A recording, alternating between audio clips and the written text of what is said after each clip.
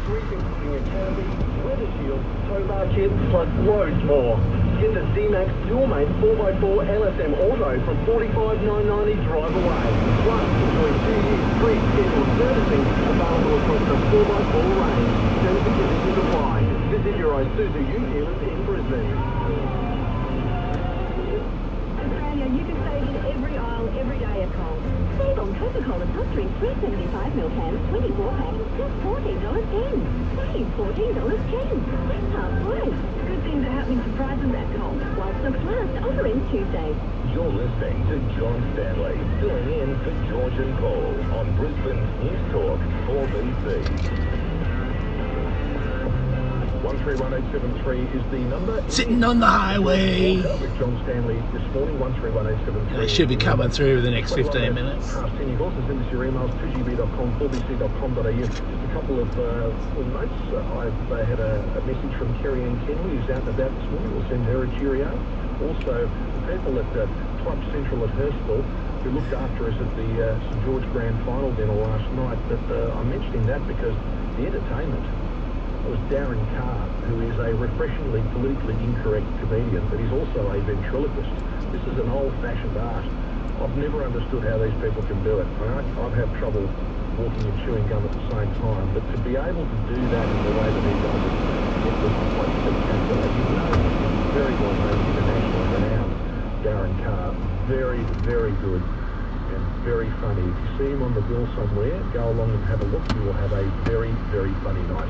22 past 10.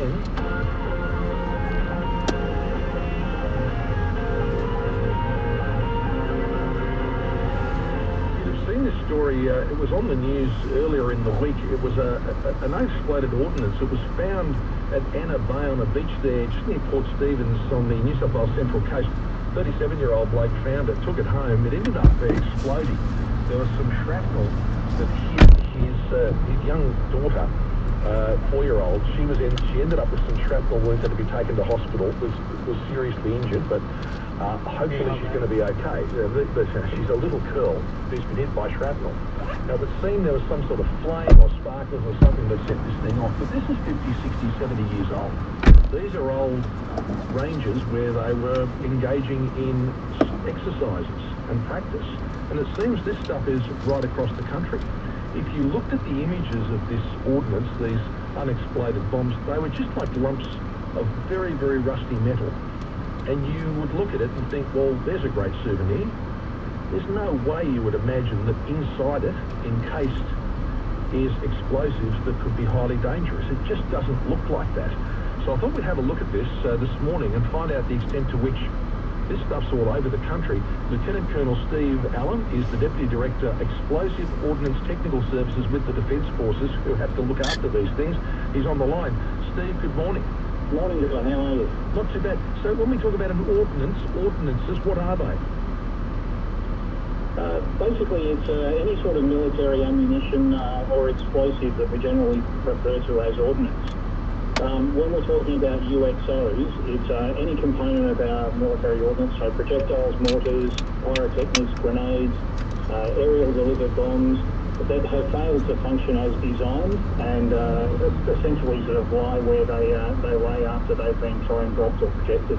It's fascinating because we had a call during the week about this who suggested that they can actually lie there for a very, very long time, and if they're sealed properly, it can be almost indefinite that they could still be dangerous. Is that right?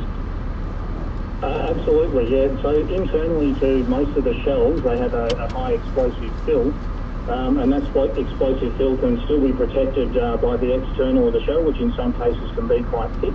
So even while they can be rusted and degraded, the internal filling of them can function as designed, and they can still be quite hazardous. Yeah, so even 50, 60, 70 years on? Correct. And they would still be very, very dangerous, obviously.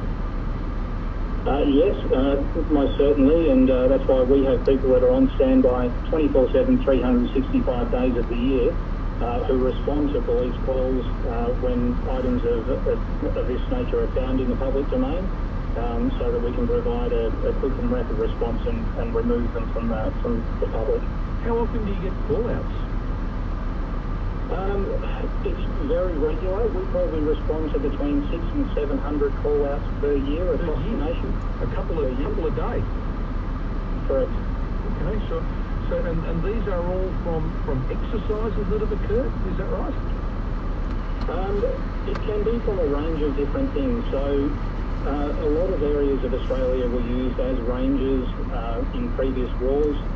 There was a lot of visiting forces during World War II here. And obviously in the practice and lead up and preparation for those, they used a lot of range space and fired a lot of ordnance in different areas of Australia. But it can also be that people have returned with souvenirs from overseas from previous wars, so servicemen coming back from previous wars. So it's not always found in ranges. Sometimes we find them in domestic households where they've actually come back and a member of the family has passed away, and family members are going through personal effects, and they locate and identify something that is a souvenir piece of military ordnance, and they're not sure of the condition of that ordnance. So we get called out to deal with that as well. So someone who's walked on a beach or a field, maybe they're doing some metal detecting, they've found something, they thought, well, that looks cool, I might take it and put it in the garage and look at it later, some rusty thing, and they're unaware that they're perhaps having something quite hazardous sitting over in the corner there. I guess that's possible, and it has happened before. People have picked things up and taken them home, and in some cases done things with them that I suppose have exposed themselves to hazards. Our advice is do not touch it. If you come across an item and you don't clearly know what it is, don't touch it. If you want to go prospecting or fossicking, Defence has a UXO website which is publicly available. It's www.defence.gov.au/UXO, and on that website is a map of Australia with all of the known ranges that we're aware of, which have possibly got UXO contamination. So if people are doing prospecting out on beaches and things like that, we would recommend that they check the website first. And if they come across an item that they think might be a piece of unexploded ordnance, to not touch it, don't move it, don't take it home, don't do anything with it at all, contact the police, who will contact Defence, and we will send out some military experts to deal with it. How small could these things be? Quite small.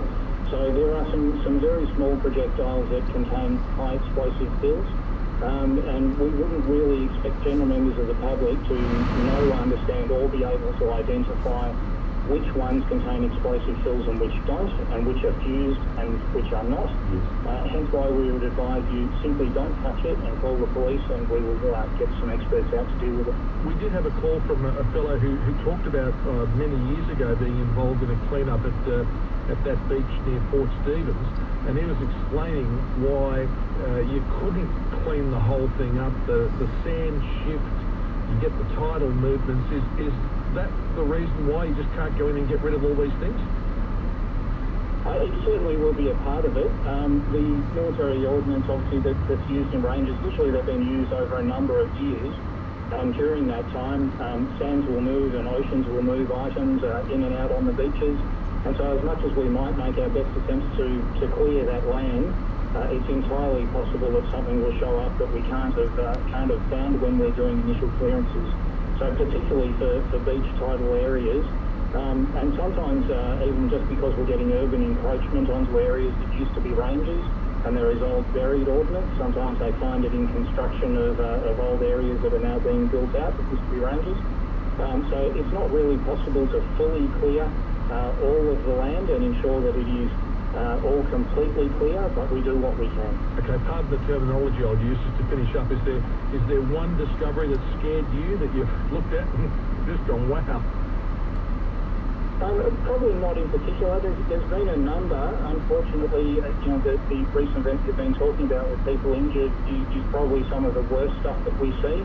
It's obviously, the worst thing for us is when a member of the public is injured by ordnance that they've picked up. Hence why we drill the advice that just do not touch it. We will send people out to deal with it. All you need to do is contact the police, and the police will contact Defence. Yeah, and pretty obviously, sparklers or flame or anything like that's the sort of thing you don't put near it. So I think that's pretty common sense advice. So you've got that website people can have a look at, and then they can contact you. Their website will have information as well where they can contact you if they need help as well. It doesn't give direct contact numbers for defence. The advice